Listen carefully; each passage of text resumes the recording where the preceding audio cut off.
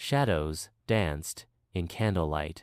Ilara, her skin as pale as moonlight, stood at the altar, her eyes, pools of obsidian, fixed on the approaching figure.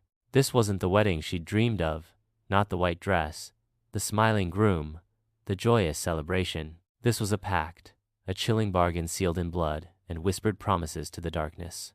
Her heart hammered a frantic rhythm against her ribs, a desperate counterpoint to the slow, deliberate steps of her bridegroom. He was not a man, not entirely. Horns, sharp and wicked, curled from beneath a crown of tangled black hair.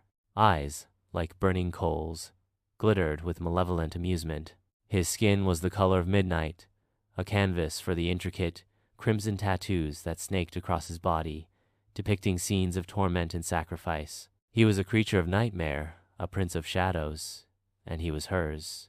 The air crackled with an unnatural energy, a tangible sense of dread that clung to the ancient stones.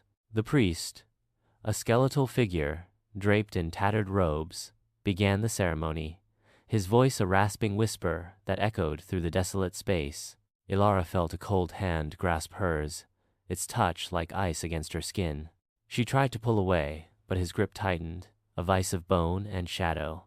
He smiled, a cruel, predatory smile that exposed teeth far too sharp, far too long. The words tumbled from the priest's lips, a binding curse that sealed her fate.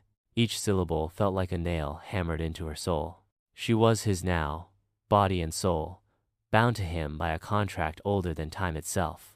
As the final words were spoken, a wave of icy terror washed over her, and she knew with a chilling certainty that her life, as she knew it, was over. She was no longer Ilara, the bride.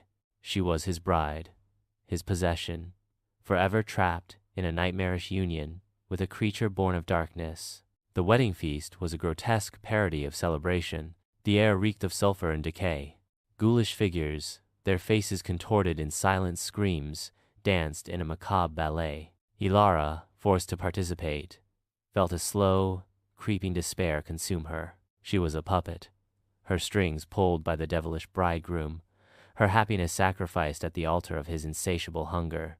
She was his bride, his prize, and her eternity would be spent in his chilling embrace, a prisoner of a love that was nothing but pure, unadulterated horror. The years that followed were a living hell. She was his plaything, his torment, his queen in a kingdom of shadows. Her beauty, once her pride, was now a curse, a beacon that drew in his insatiable desires.